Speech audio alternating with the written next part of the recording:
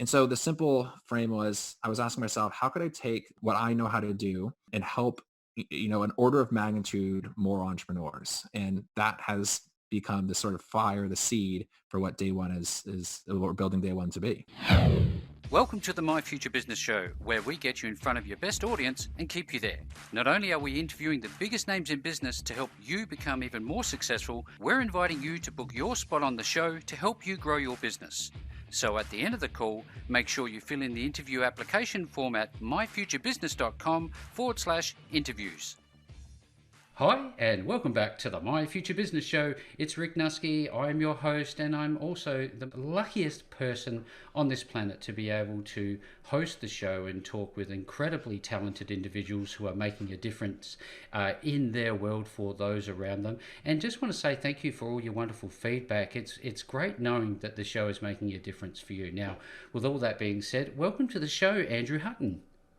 Rick, thanks so much for having me. Excited to be here. Yes, now for those who don't know much about Andrew, you absolutely soon will. He is the founder of a organization called Day One, and we are going to be talking about a whole host of entrepreneurial related topics. But before we do that, Andrew, it's usual for us to stop and talk a little bit about founders as the individuals themselves away from the business. I'm wondering if you could, start off by telling us where you're located in the world. Absolutely. I am here in Brooklyn, New York. Been a New Yorker since 2012 or so getting up to my 10-year mark, milestone. And I've been here through most of my career transitions from a consultant to the startup world to now in the last just under a year now, launching Day One. Fantastic. Now, we often like to talk about the private life in terms of any recreational pursuits that you have. Do you enjoy sports? Do you do anything like that? Yeah, absolutely. Honestly, I sports are a fun big part of it. I feel in the sort of pandemic life that we're hopefully nearing the tail end of. It's been there was that time over the summer where everything shut down, and then when things came back, it was it's been a good reprieve, if you will, to sort of rally around and sort of have an escape. But yeah, I love to get outside here in the city. It's always fun to even just walk around the block and just sort of see all the the dynamism of the city and what's happening even in my part of Brooklyn or back into Manhattan, and hanging with friends and going to all the city has to offer is sort of a baseline, although that has been much harder this year than usual. Absolutely so, and I think that's obviously a global experience, unfortunately. Now, given we've talked about a little bit about the pandemic, I'd like to talk about that a little while in terms of how it's affected people's entrepreneurial journeys. But I'd like to understand a little bit more about how it was that you got to Day One by, I guess, unwrapping a bit of your own entrepreneurial journey. Would you be able to share a bit about that with us? Yeah, so my entrepreneurial journey started at the firm I was working at for about 3 or so years before launching Day One. So I had the great fortune to work at a really top tier venture capital firm in New York City called Human Ventures. And Human Ventures is a startup studio. So, a venture studio. And the business model is unique isn't the right word because there's a lot of venture studios and they're growing in popularity, but the way the model works is we would be building the startups that we eventually invested in. So it's a venture capital firm with building at its core as its core function. And I was brought on in 2017 to be part of a very small build team. And so we were essentially in conceiving and designing and testing and launching startups on repeat. That was our business, our thing to do. Yeah. And so over the course of 2.5 or 3 or so years, I got a lot of reps in. I was able to really practice all the steps and build out my toolkit of all the entrepreneurial muscles that go into starting a business by being the player coach that was guiding these entrepreneurs and these businesses through their early days. And so it was really getting those reps that I got to see, this is how a business is built. This is what's hard about it. This is where, even very experienced founders start to, this is where their gaps shine through. And this is how different entrepreneurs do this very differently. So it didn't take long for me to come away with a somewhat unique perspective of how to help founders from 0 to 1 in the very beginning. Um, and then fast forward a little bit to the beginning of this year, it was, actually pre-pandemic. And I was just thinking about how can I take what I've been, this unique set of skills, if you will, Hmm. and how can I help more entrepreneurs, right? I was getting a little, starting to realize that entrepreneur or venture capital, right? Venture capital as an industry, a driver of innovation, a force for good, but in the end, really only serves and really only is a fit for a small slice of the entrepreneurial pie, like a really small slice of the entrepreneurial pie. Yeah. And the vast majority of entrepreneurs aren't anywhere near venture capitalists. They're not in Silicon Valley. They're not in New York City. And so the simple frame was, I was asking myself, how could I take this, what I know how to do and help, an order of magnitude more entrepreneurs. And that has become the sort of fire, the seed for what Day One is what we're building Day One to be. Yeah, I've been looking at your journey on your website, and there's some great feedback on there, and you're doing some great work. Now, I often think about this. I think, can a lifelong employee become a successful entrepreneur? Do you think? I absolutely think so, and it's obviously the more ingrained you are in being great at a certain thing, yes, it's harder to then take a leap to go try something else. But here's the sort of reality that whether you're a 22-year-old college grad or a 62-year-old seasoned career worker, Yep. it's that we're not taught entrepreneurship really anywhere, whether it's in school or in our jobs. Entrepreneurship, most of the skills and most of the mindsets and the muscles that you need to be an entrepreneur are not taught anywhere. Every entrepreneur has learned them on their own. And it kind of boggles my mind that, Yeah. even business schools, almost especially business schools, they're teaching to go back to that career and how to climb that ladder a little faster. Right. Hmm. And so no, I kind of don't think it matters whether you're 22, 32, 42, 50, anywhere Yep. along your career, because we're all first-time entrepreneurs are learning from scratch. Um, and you could say, a younger entrepreneur has less to unlearn. Very true. Maybe they're closer to new technology. That's exciting. But an older entrepreneur has lived experience. They know what's wrong in an industry, or they've gone through life and know problems and think, needs that need to be filled. And so really there's definitely no one spot that says this is where entrepreneurs must come from. Yeah, there's a perspective, isn't it? It's one of those things. I love to talk about technology later on as it applies to entrepreneurship and starting a business. But we all know that when we start a business, that things do get tough, and I wonder where our mindset should be, and some of the things that we should be thinking about when things aren't going our way. What's your take on that?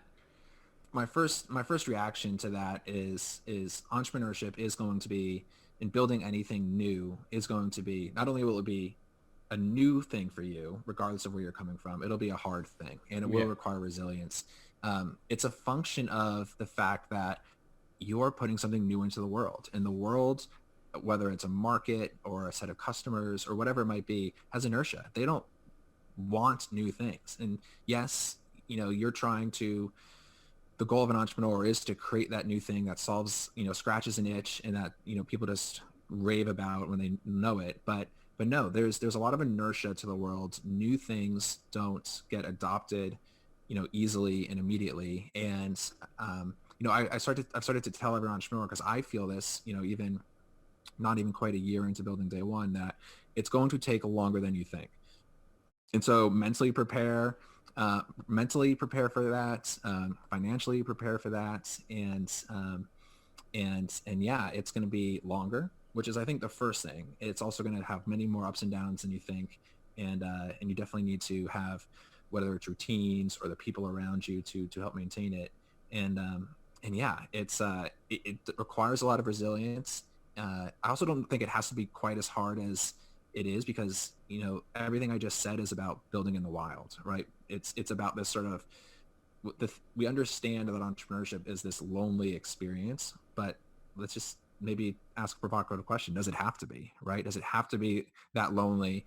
Can it be easier? Again, I don't think you can absolutely cannot reduce away all the difficulty of entrepreneurship. There's no way this can become a cookie cutter process, No. right? As much as we'd like it to be, but there are ways to kind of fill some of those gaps and at least give entrepreneurs a better shot of making it and being successful along the way. You talked a little bit about the people around you there, and I think that's a good segue into I guess, much of the core of this call, but we'll come back to that very thing in a moment. But I'd like to ask you, Andrew, who inspires you at the moment? Ooh, that's a great question. It's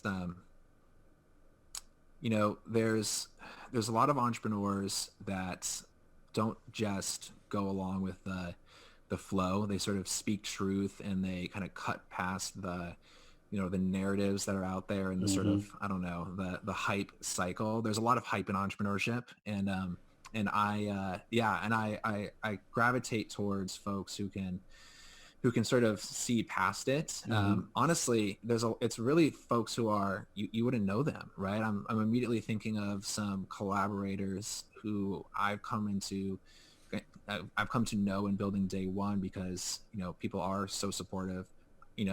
There's a few folks, again, I'm going to throw names out there. You're not going to know them. Howard Gray, Brian Dell, Jesse Morris, right? These Yep. are people in my kind of corner who have been along for the ride, who, when I get them on the phone, it's half therapy, half strategy session because, they speak truth. They're commiserators because they're entrepreneurs themselves.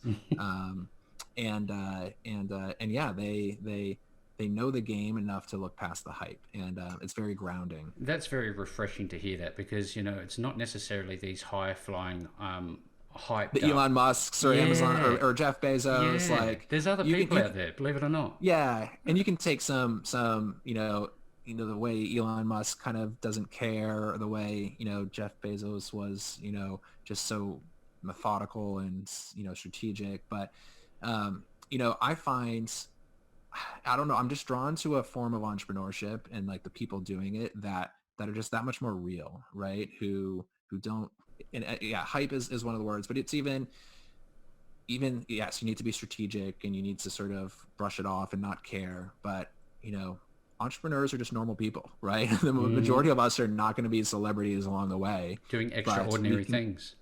no, but we can create lasting, businesses, create wealth, create impact, create, Hmm. solve people's problems. And yeah, I feel, yeah, there's a new narrative for entrepreneurship that we're trying to, I think be a part of. We're not the only voices saying it. This is wonderful. There's so many links to further conversation that I want to have with you, and it going back a couple of steps with the people that you surround yourself with. You have this idea of fellowship, and I wonder um, how this came about and why it's so important for the things that you're doing at Day One. Yeah, it really is at the bottom so important. The idea that we're bringing together entrepreneurs to go along this journey, and it's by design, right? I've thought a lot about, okay, you know, in my days post Human Ventures, I Hmm. could probably go coach some founders. I could probably go be a guru or have a roster and and do that. So that could be my business. And you know, one, I didn't like how unscalable that felt, Hmm. right? I wanted Yep. to actually reach many more entrepreneurs, and coaching, as important and great as coaching and therapy are, it's expensive, and models that help um, get get more folks more access. And I think Day One is that the idea of the community does drive that scalability. But ultimately, I don't know everything that you need to know as an entrepreneur. I'm a good coach is usually just good at asking the right questions and being a mirror and a sounding board. And at that, think I'm pretty good. But Hmm. if you want to, go deep with somebody who, navigated all the regulations of setting up a healthcare business, or you want to talk to somebody who's, a growth marketer who's, amazing at reaching, suburban, moms or something like that. That's not me in particular. I know enough to be dangerous, and I might, but right now I probably, but I'd say my biggest advantage is I know enough to bring the right people together, right? Hmm. Let's get more people around you. And so So ultimately, the foundational idea of a fellowship is that everyone has this diverse set of experiences, and everyone has something to give, whether it's a bit of advice from their corporate career, whether it's a connection to somebody, whether it's just a bit of wisdom, or even a shoulder to cry on or brainstorm with. Bringing people together is the catalyst, Yeah. right? Yeah.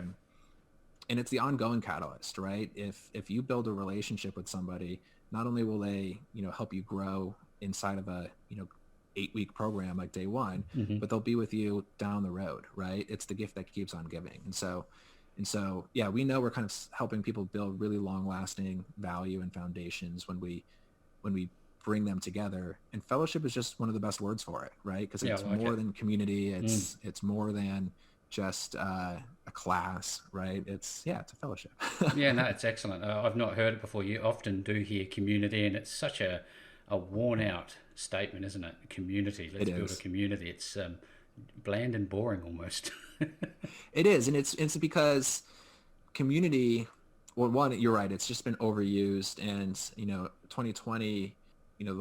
The worlds that I or the circles that I follow on Twitter and the news. Community had a peak because we all lost a lot of our community. We lost a lot of our Oh yeah, contact and our connection, yeah, and so we needed to find ways to get it back. And there are a lot of builders inside and outside of Silicon Valley creating tools for communities or new communities, but there's something about having purpose, not just purpose, but functional direction mm-hmm. to a group of people. So we're here for a reason, right? Not just because we're the same in a certain way or Yeah, have certain likes, but we have certain goals. And if you can make the and if those and if the people together can achieve those goals better together than apart, then you have something special, I think. Then you have something worth getting into, and you can attract people, and you can attract more people and better people. And that's what we're trying to build. So it is a special type of community, but we try not to say that word because then we get lost in the shuffle. oh yeah. When you talk about education, I also like to get the founder's perspective on how important education is, and what is your modus operandi, if you like, for educating yourself, and should it be an ongoing process? I love that question, and it's something that I think about a lot with Day One, because as much as Day One is a functional community, a fellowship for builders, entrepreneurs building something, Mm-hmm. um, so much of what helps an entrepreneur be better, well, goes back to that first thought, which is everybody, the first time they build something, the first time they're a founder, is a novice every time. And so you have to go up a learning curve. And so especially for entrepreneurs, we're always learning, right? Mm-hmm. We're learning these skills for the first time. And then once we practice those skills, if we're going to go innovate in a new area or build something new, we have to go learn about that new thing, right? And so I'd say more so than the public writ large, entrepreneurs need to be lifelong learners, need to be curious to a fault, and it's curiosity mixed with I call it rigor, which is sort of very curious but also skeptical, right? Why is that? Must that be true, right? Let me understand what's going on here. So curious, but then not just sort of a dilettante, but very, very kind of rigorous in what they come to know and how they might do something about it. But yeah, personally, I think I found a hack, which is I get to talk with dozens of entrepreneurs, seems weekly, whether it's folks who are asking about Day One or coming through our application pipeline, or just I continue to recruit mentors into our program, and Mm-hmm. so I have my own version of Day One in the building of Day One, which is bringing my own fellowship together, and I say all that, but then I also know that I struggle with being an open and honest learner, right? I Yeah. think you know the caveat to everything I just said is that an entrepreneur has to be a believer and has to sort of put their blinders on and say, I know this thing to be true. And that's pretty dangerous, right? Mm. And I fall into that sometimes. I'm like, okay, I must be the kind of owner of this passion and this vision, where it's much more important to sort of be the, not naive, but a kind of, like I said, curious person who wants to know, right? And so Yeah. instead of just living in the status quo. So I think it is people and conversations are the best ways to learn, and having more and interesting ones, and having uh, and leaving space, not being the talker but the listener as often as possible. I don't know. There's a book out there that's probably good, or an article, but part of what that goes into, again, that's kind of a belief that I've cultivated over the last 6 to 9 months is there is more than an overload of written and recorded information out there, Oh yeah. and it's much more about how you and we're contributing to it, so but I'm not going to get too upset about it, but Hmm. it's much more important to digest it and bat it around with people, and internalize it and put it into practice. So Yeah, I think that's a great dovetail because you talked about being curious and willing to take risks and all these things, but then what about application and what about accountability? How does that play a part in your fellowship? it's yeah, I appreciate you taking me there, because the learning is 80% putting what you've maybe learned, I use air quotes around that, but in Hmm. terms of what you've heard, or sort of understood, and putting it into practice, especially when it's a properly new thing, whether it's, again, that new skill for you or a new problem you're solving. Yeah, you have to be doing it, you have to be practicing. And the it is pedagogy. The pedagogy behind our program is to take some the guesswork away, in terms of what to do next. A lot of entrepreneurs find themselves in either analysis paralysis or uncertainty, and so they don't do as much as they should. But entrepreneurs really should be engines of doing and learning, therefore, by doing. And that's what we get founders to do inside of Day One. We take away a lot of the guesswork and say, we're just going to guide you through the steps that we know you need to do, Mm. and we know will be foundational for your business. And we know, as you do them and do them in community with others, and ask both good and dumb questions, and interact with people who are at your same stage and people who are a few stages ahead of you, that you're going to learn. And it's the best way to do it. I remember back to my grad school learning design thinking for the first time, and the only thing I remember is the studios where we put it into practice, right? Absolutely. Um, and all the things I learned along the way as a consultant and then a builder.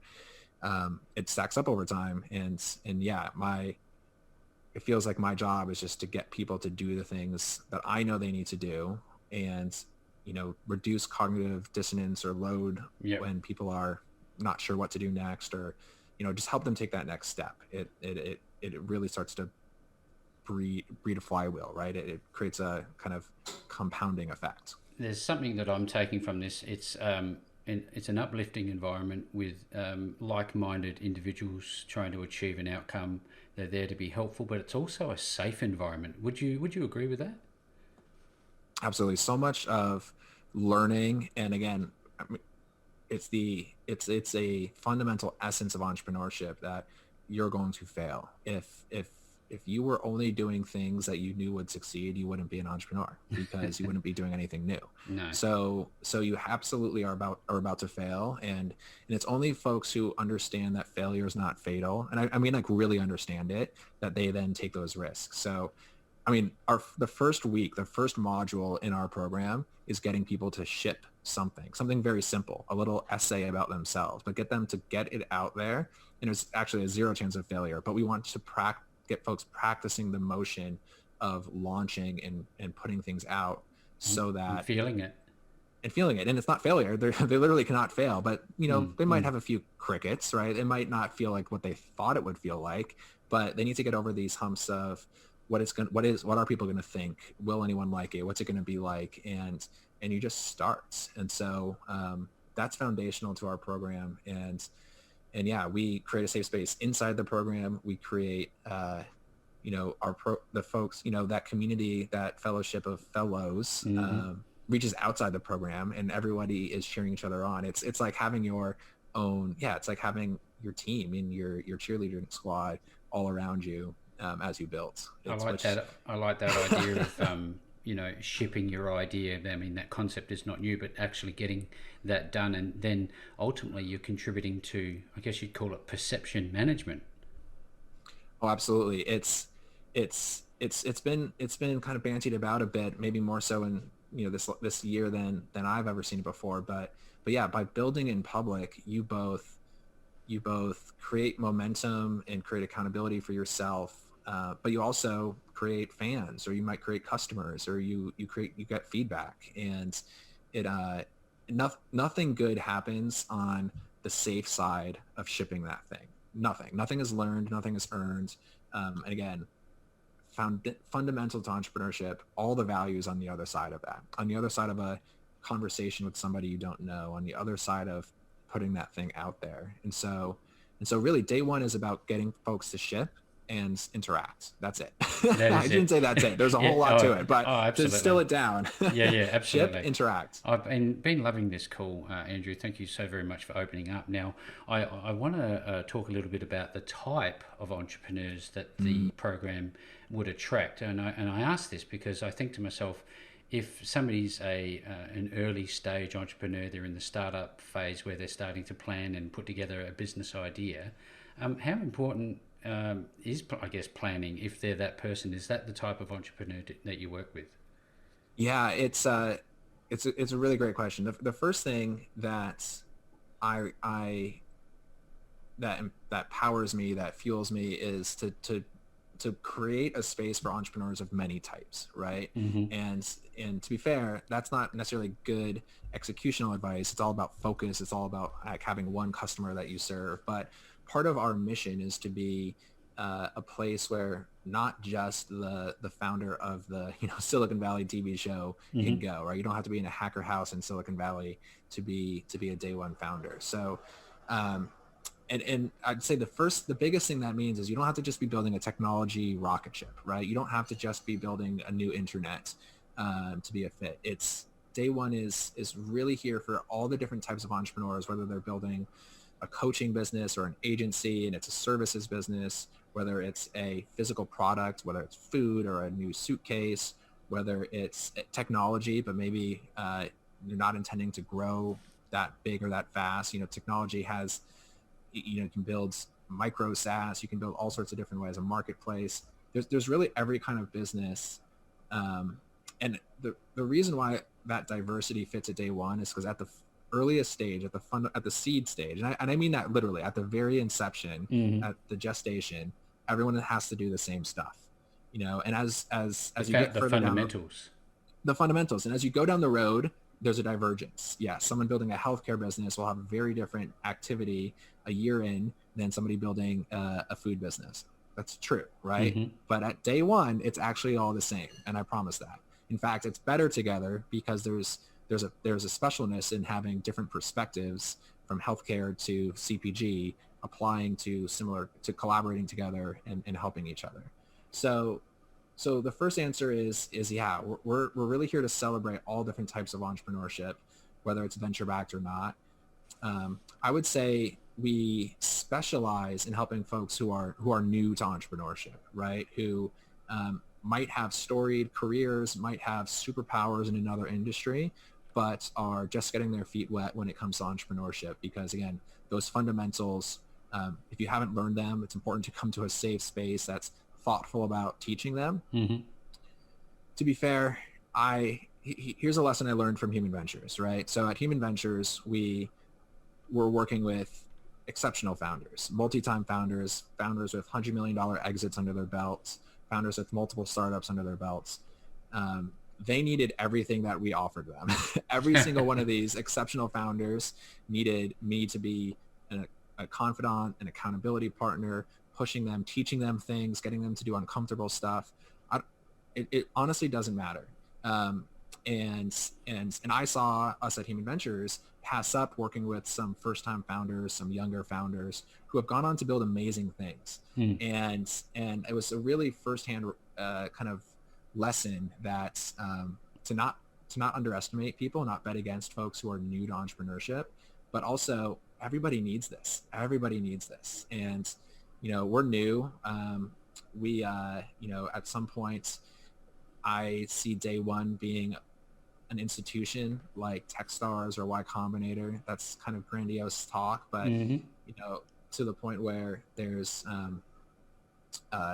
every single founder coming up, whether you're a new first-time founder or just a veteran, will recognize that you need to start with a fellowship, a family at your back, right? And Yeah. so it's there's a lot to that. I Oh, could it's definitely. very difficult, very difficult to unwrap lots about this program. I do have another question for you, if you don't mind. I was wondering, Please.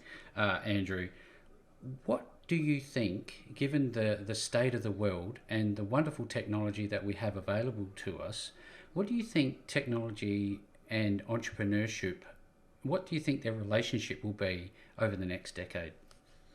Yeah, I think it's gonna what we're gonna see is here's the frame that I usually take into this. It's that technology, there will continue to be sort of game changing front edge leading technology, like the rockets going to Mars Mm-hmm. and AI and things like that. Those will continue to be developed, and that's important for pushing our world forward, right? But for the vast majority of entrepreneurs and vast majority of tech, it's that we're in this thing, you'd call it the deployment phase. You'd say technology for most software has developed and matured to a spot where it can be applied to pretty much every industry. Mm-hmm. And so we're living in a moment where um, take the most backward looking industries, take the most paper driven process, software will go eat that. And software eating the world is a almost decade old kind of statement, but Mm. it's no longer. There's something important about the fact that it's gone from being novel and kind of part of the rocket ship to being now part of this sort of kind of expanse across the whole economy. The And fabric so of business. a fabric of business, right? And so I think there's two major impacts that's going to happen. One is you're going to be able to create a business solving the most minute problem using software and have it be a legitimate real business, because there's so many ways to deploy or to reach customers in new ways. There's so many ways to build that software very cheaply and very efficiently. So you're going to see every single aspect of business get taken over by software. You're also going to see these platforms come up. They already exist, whether it's Shopify for e-com or The list um, goes on, doesn't it? yeah. I mean, there's every single type of marketplace that allows entrepreneurs to sell their goods that they're creating in their kitchens to yeah. So you're basically going to have this Cambrian explosion of small entrepreneurs who do their thing, whether it's as a side hustle or just a solo entrepreneur, or the beginnings of a small to big startup in the proper sense. So, I mean, I hope that what technology has enabled is that entrepreneurship becomes a very common thing, Oh, that's right? fantastic. Yeah, I agree. I think, I remember the days where, um, things weren't just the way they are today. There was no smartphones. The world was a very different place. It's become so much more efficient, hasn't it? And we're a long way there. You're totally right. It is night and day in terms of how people coming not just out of Stanford or the Ivy Leagues want to be entrepreneurs, but it's everywhere. It's Shark Tank. But it's gonna continue to go, and people are gonna find. I hope it comes back to education and how we educate folks at the grade school level, right? Much less college and beyond, right? I hope Fantastic. that the fabric of the career journeys we go on start to look more palatable to people taking time to go build something and then going back in to learn a different industry and then coming back out to try something new. It's it is kind of a brave new frontier for the fabric of our honestly our economy. It's a very it's exciting. Accelerating in 2020. It's 2021 right now, but it accelerated last year and it's going to continue to accelerate for certain. Time is flying. I tell you what, that was a year that I'm not too worried about saying goodbye to it. This has been a hand in glove conversation, Andrew, and I'm very privileged, and as are the My Future Business audience, to hear some of your insights. Thank you very much for sharing. Now, at the pointy end of the call, I'd love to share a little bit about how people can get involved with Day One. What is the process, and how are they going to find you? Absolutely. So easiest way is to, if you search for us, you'll find us, but joinday1.com is where we live on the web. And we are running cohorts. So it's a cohort-based model, which means we group fellows together into a start date and run an 8-week program, after which you're an alumni for life and, you're in the family, and we are building community and services and resources. But the 8-week program is the sort of flagship for Day One and for this entrepreneurial and being the launch pad for entrepreneurial journeys. And we run these programs, these cohorts, about once a quarter right now. And we'll likely speed that up, but maybe not until the tail end of 2021. And so we're launching a program this month at the end of January. We're going to be launching another one in the middle of quarter 2 and onward into quarter 3 and towards the end of this year. And so the last piece, I guess, is that it's an application process. We are being very intentional about the community, actually the members of our fellowships. And so it's a pretty simple process to apply. It's always a free application. But we're here for serious fellows and founders, right? Folks who really want to invest in themselves to both level up as well as build something or try it out or feel out entrepreneurship. And so we're much more focused on potential and ambition than pedigree. We focus on folks at the very beginning. So it doesn't matter if your idea is good or bad. We're here to help you make it better. And might that mean dropping a bad idea? Yes. Hope that, or accelerating a good idea, of course. Of course. No, it's one of these ventures. If you've not seen or visited joinday1.com, make sure you do so, because if you're a startup entrepreneur and you're looking to get involved in a fellowship like this, I'm sure if you've listened to this call, you're very excited, as I am, about this opportunity. And with that, I will be making joinday1.com link available to you below this post. No matter where you see or hear this call, you'll find that link back to Andrew and his team. And with that all being said, Andrew, thank you so very much for spending some time with me on the My Future Business show today. Rick, thank you so much for having me. It was a pleasure. Thanks for joining us today. If you enjoyed the call, then make sure to subscribe, leave a comment, share us with your friends, and book your spot on the show at myfuturebusiness.com/interviews. And if you're looking for solutions that will help grow your business, then visit myfuturebusiness.com/shop.